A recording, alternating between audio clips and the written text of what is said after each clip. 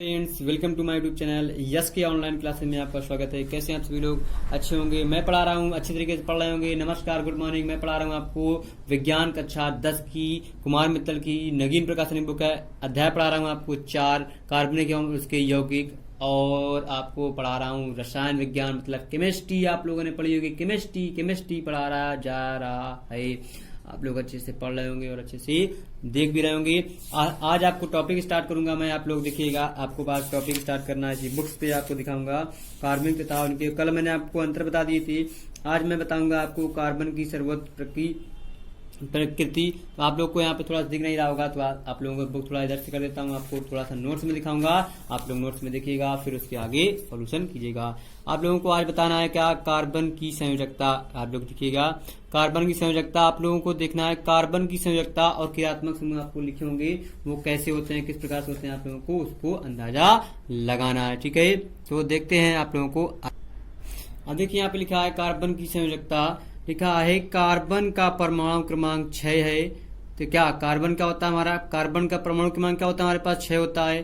तथा इसके इलेक्ट्रॉनिक विन्यास 2,4 है।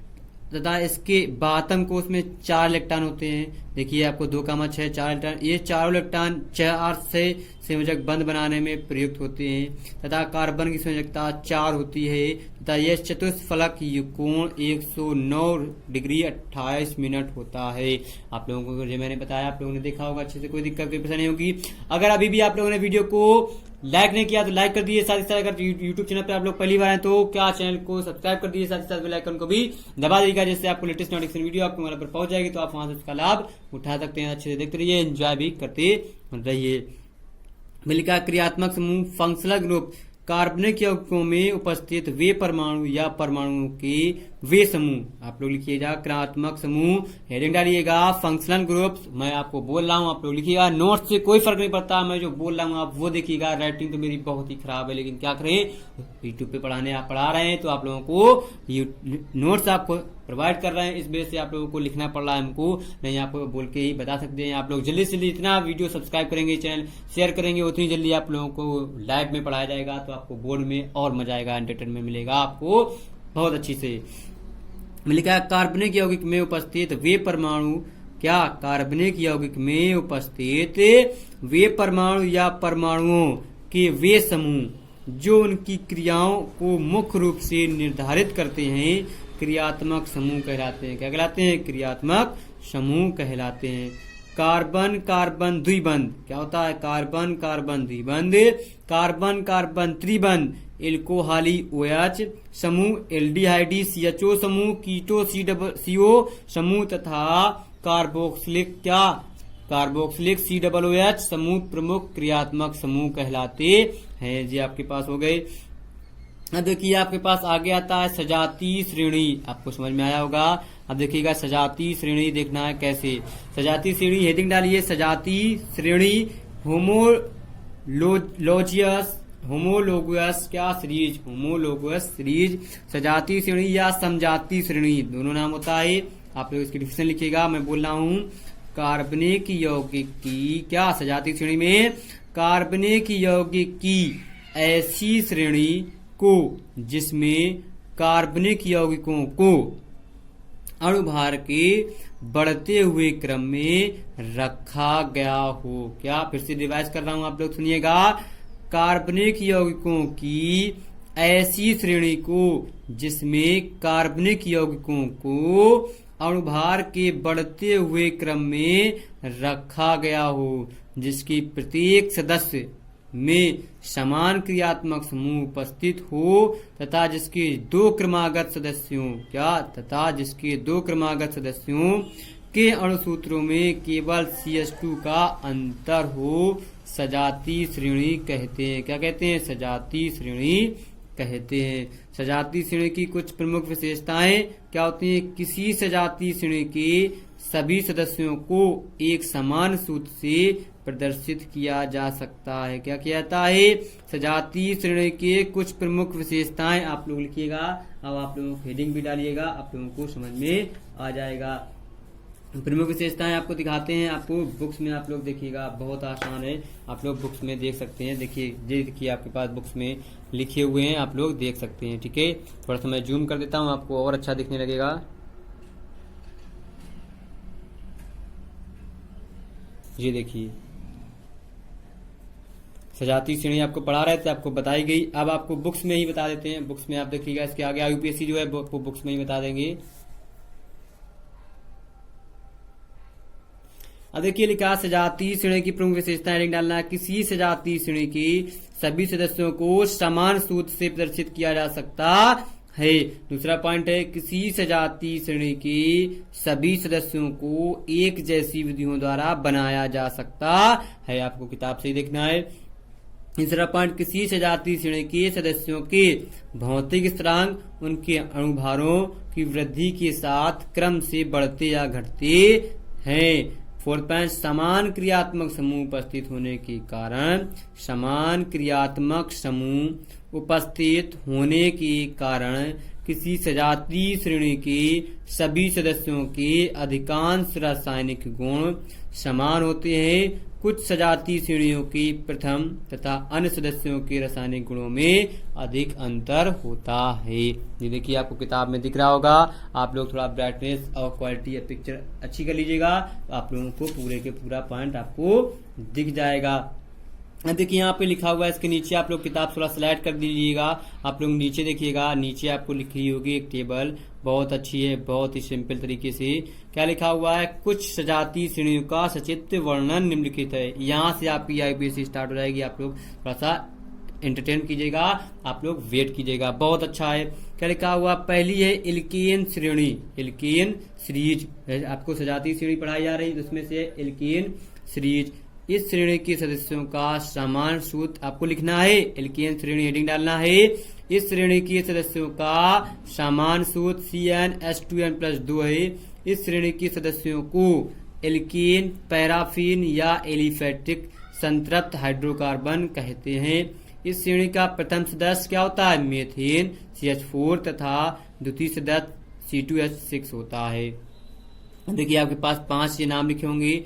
एन का मान, अणुसूत्र, यौगिक का नाम लिखा हुआ है। क्या लिखा हुआ, फर्स्ट CH4, पहला मीथेन। CH4 हमारा होता है मीथेन। CH4 मतलब C सिंगल, कार्बन 2, मतलब आपको बता देते हैं कैसे आपको ये आया है, आपको दिखाते हैं। फार्मूला आपके पास लिखा हुआ है, क्या लिखा हुआ है, CnH2n+2। इसमें हमने C का मान 1 का, N का मान 1 रखा, S 2 गुणा 1 प्लस के 2, तो ये आ जाएंगे हमारे पास CH 2 दूना 4, 2 एकम 2, 2 2 हो जाएंगे 4 CH4 हमारा आ गया। दूसरा लिखा है C2H6 एथेन। तीसरा होता है हमारा एथेन में methane, ethane, propane, butane, pentane. C3H8 में होता है प्रोपेन। C4H10 में होता है ब्यूटेन। C5H12 में होता है पेंटेन। जी आपको 5 यौगिक पढ़ लिए एल्केन श्रेणी में। अब आगे बताते हैं, देखिए इनकी संरचना सूत्र भी लिखी हुई है, आपको बहुत अच्छी तरीके से किताब से ही दिखा रहे हैं। आप लोग किताब से ही पढ़िएगा, बहुत मजा आएगा। किताब कोई नहीं दिखाता होगा, कोई नहीं पढ़ाता होगा यूट्यूब पे, जो आप लोगों को पहली बार किताब देख के किताब से ही बता देंगे, किताब से आप लोगों को ज्यादा समझ में आएगा। लिखा हुआ है कार्बन परमाणु की संख्या। क्या लिखी हुई है, कार्बन परमाणु की संख्या संतृप्त यौगिक के कुछ संरचना सूत्र। जैसे देखिए मेथेन, नाम मेथेन, सूत्र CH4, संरचना सूत्र कैसे बन गई, कार्बन के पास 4 हाइड्रोजन, तो 1 2 3 4 हाइड्रोजन आ गए। एथेन C2H6 1 2, सब पे एक हाइड्रोजन लग गया, और हाइड्रोजन कितने लगे होंगे, 6, इस वजह से 6 लिखे यहाँ पे। C3H8 में 3 कार्बन, 1 2 3 4 5 6 7 8 हमारे पास हाइड्रोजन हो गए। अब आगे देख लीजिए, आगे दिखा देते हैं। एथेन के बाद प्रोपेन, प्रोपेन के बाद आ जाएगा butane, pentane, hexane, heptane, octane, हमारे पास ऑक्टेन, नॉन, डेकेन, 10 होते हैं। आपको 5 6 आपको यहाँ पढ़ना सिलेबस में आपके दिए, 4 आपको फर्स्ट ईयर में पढ़ना पड़ेगा। ठीक, इंटर में जब पहुंच जाएंगे, ब्यूटेन C4 1 2 3 4 कार्बन, हाइड्रोजन कितने 10 1 2 3 4 5 6 7 8 9 10। Pentane C5 1 2 3 4 5 1 2 3 4 5 6 7 8 9 10 11 12। हेक्सेन C6H12 1 2 3 4 5 6 7 8 9 10 11 12 13 14 हो गए 14। इस वजह से जी आपका पूरा हो गया। इस संरचना सूत्र आप लोगों ने पढ़ ली। अब आप लोगों को एक चीज आप लोग हेडिंग डाल लीजिएगा, नोट। नोट में डाल लीजिएगा। यहाँ लिखा हुआ है इसे क्या, मेथिल। मेथिल कैसे होता है, एक हाइड्रोजन अगर कम होता है तो वो मेथिल बन जाता है। CH3 मेथिल समूह, C2H5 एथिल समूह, C3H7 प्रोपिल समूह, जी हमारे समूह बन जाते हैं। जी आपके हो गए। अब पढ़ना है एल्कीन श्रेणी। एल्कीन श्रेणी देखो लिखी हुई है आपके पास, ये देखिए आपको दिखाते हैं एल्कीन श्रेणी। आपको किताब थोड़ा सा ऐसे कर देते हैं, दिख रही होगी एल्कीन श्रेणी। हेडिंग डालना सेकंड नंबर, एल्कीन श्रेणी। इस श्रेणी के सदस्यों का समान शोध CN H2N है। इस श्रेणी के सदस्यों को एल्कीन या ओलिफिन कहते हैं। इस श्रेणी में के प्रत्येक सदस्य की संरचना में एक कार्बन कार्बन द्विआबंध उपस्थित होता है। क्या होता है, एक कार्बन कार्बन द्विआबंध उपस्थित होता है। ये आपको लिख लिए होंगे। अब इसी के आगे आपको दिखाते हैं क्या इसका IUPAC नाम कैसे, यौगिक संरचना कैसे मिलेगी। N का मान अणुसूत्र, यौगिक का नाम, यौगिक की संरचना सूत्र। क्या लिखा है, N का मान 2, C2H4 एथीन या एथिलीन, आपको दोनों नाम होते हैं, एथीन या एथिलीन। इसका यौगिक संरचना CH2 डबल बांड। जब हमारा एल्कीन की श्रेणी होती है उस पे डबल बांड होते हैं। आपको ये याद रखना पड़ेगा, लिख लीजिएगा पड़ेगा, क्योंकि IUPAC में इसकी आपको जरूरत पड़ेगी। तीसरा पॉइंट है C3H6 प्रोपीन या प्रोपिलीन। प्रोपीन या प्रोपिलीन कहते हैं। CH3 single bond, CH double bond, CH2 जी होता है हमारे पास। अब तीसरा होता है एल्काइन श्रेणी। एल्काइन श्रेणी क्या होती है, इस श्रेणी के सदस्यों का समान सूत्र CnH2n। क्या होता है,